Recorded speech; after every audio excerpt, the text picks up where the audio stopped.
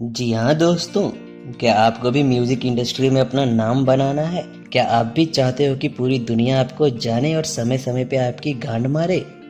तो आप बिल्कुल सही जगह आए हो। दोस्तों, मैं हूँ डॉक्टर गांडू गुजराती और आज मैं आपको बताने वाला हूँ कि कैसे आसान से आसान तरीके से म्यूजिक इंडस्ट्री की गांड मारी जाए। तो सबसे पहले आप सबको डॉक्टर गांडू गुजराती का प्रणाम और चाइना की माँ का भोसड़ा। तो चलिए दोस्तों, देरी न करते हुए हम लोग एक और रंडियापे को अंजाम देना शुरू करते हैं। दोस्तों, एक संपूर्ण रैप सॉन्ग बनाने के लिए आपको कुछ खास बातों का ध्यान रखना है, जिसमें से सबसे पहला आता है लिरिक्स। दोस्तों, आप ये सोच के डरिएगा मत कि लिरिक्स बनाना तो काफी मुश्किल काम होता है। हाँ दोस्तों, होता जरूर है, बट सिर्फ अरिजीत सिंह और जुबिन नौटियाल जैसे सिंगर्स के लिए। आपको तो एक बादशाह सॉन्ग बनाना है, और बादशाह तो सर्वज्ञानी है, सर्वगुणी है, तो उनके लिए लिरिक्स की मात चोदना उतना ही ज्यादा आसान हो जाता है जितना कि अपने दोस्त की गांड मारना। जी हाँ दोस्तों, दोस्त की गांड मारना और लिरिक्स बनाना काफी सिमिलर चीज है। दोनों में बस 5 मिनट का समय लगता है और दोनों की गांड मारने के बाद ही असली रंग रूप निखर के बाहर आता है। तो चलिए दोस्तों, मैं आपको बताता हूँ कि एक अच्छा लिरिक्स लिखा कैसे जाए, बनाया कैसे जाए। दोस्तों, एक परफेक्ट लिरिक्स वाला रैप सॉन्ग बनाने के लिए आपको अपने जीवन के कुछ सतरंगी पलों को याद करना होगा। अगर उदाहरण के लिए लिया जाए तो आप कोरोना को याद करके कुछ ऐसे लिरिक्स बना सकते हैं, जैसे कि बरगद के पेड़ पे चिड़िया का घोंसला, चाइना तेरी माँ का भोसड़ा। और अगर इससे आपका मन नहीं भरा तो आप कुछ ऐसे लिरिक्स भी बना सकते हैं, जैसे कि चार चवन्नी घोड़े पर, चाइना मेरे लौड़े पर। लेकिन दोस्तों, ये तो वो रैप सॉन्ग हो गया जिसमें आपको सच्चाई दिखानी हो।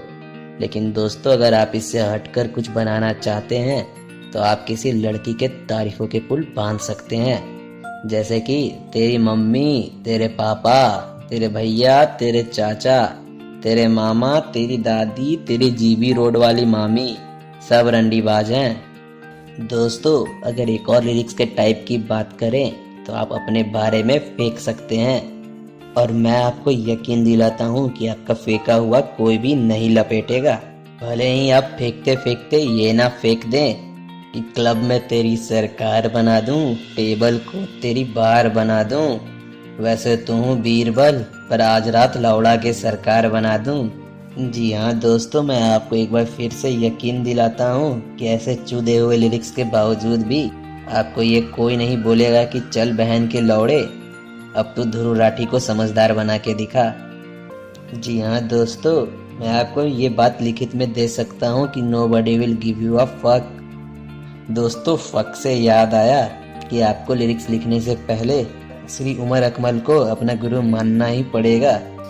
जी हाँ दोस्तों, उनको गुरु मानने के बाद ही आप promise water never coming down from your eye जैसे लिरिक्स को लिख सकते हैं। दोस्तों, अब लिरिक्स के ऊपर ज्ञान चोदना बंद करके हम लोग चलते हैं अपने अगले पॉइंट पर, जिसका नाम है म्यूजिक।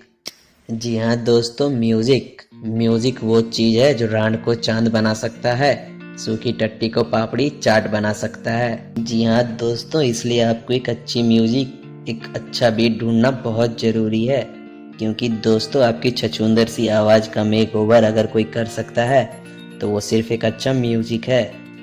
दोस्तों, अब आपके मन में ये सवाल तो जरूर आता होगा कि आप एक अच्छा म्यूजिक, एक अच्छा बीट कहाँ से पा सकते हैं। दोस्तों, एक अच्छा म्यूजिक पाने के लिए आपके पास 2 रास्ते हैं। पहला तो ये कि आपको म्यूजिक इंडस्ट्री के किसी अच्छे म्यूजिशियन को थोड़े पैसे देकर या फिर फ्री में अपनी गान मरवा कर एक अच्छा म्यूजिक बनवा लेना है। और दोस्तों, अगर दूसरे रास्ते की बात करें तो आपको किसी अच्छे बट अंडररेटेड गाने की बीट को कॉपी कर लेना है। लेकिन दोस्तों, इस रास्ते में काफ़ी खतरा भी है, क्योंकि दोस्तों, अगर पब्लिक को ये बात पता चल गई तो आपकी गांड का गुजरात बनाने में जरा भी देर नहीं लगाएंगे। हाँ दोस्तों, मुझे ये उम्मीद है कि आप म्यूजिक का महत्व तो जान ही गए होंगे, और अगर अभी भी नहीं जान पाए तो माँ चुदाएं, लेकिन मैं दोबारा इसके बारे में अब नहीं बोलूँगा। दोस्तों, अब म्यूजिक से आगे बढ़ते ही आपको कास्टिंग की दिक्कत मिल सकती है, लेकिन दोस्तों, आपको इसके लिए जरा भी चिंता करने की आवश्यकता नहीं है।